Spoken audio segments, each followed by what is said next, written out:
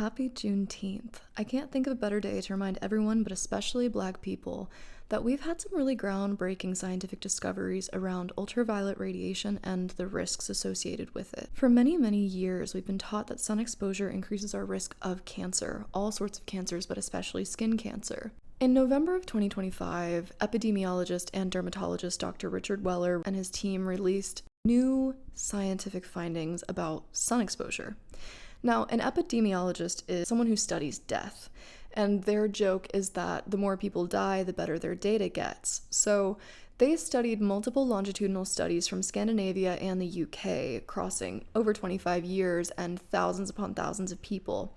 What they found relating to sunlight was very interesting. The more sunlight you got, the lower your risk for all-cause mortality. That was contradictory to pretty much everything we had been taught about the dangers of sun exposure, specifically for skin cancer.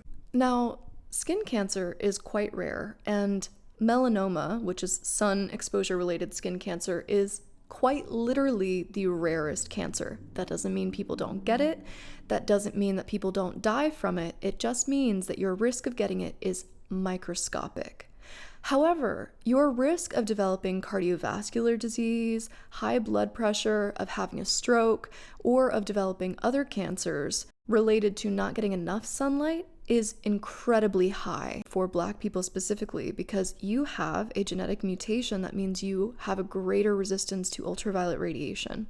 Your body is evolved for more sunlight. If you've lived in a place where sunlight is inaccessible, you've certainly felt the mental strain, but you may not know the bodily dangers. For Black women specifically, fibroids are a huge, huge risk.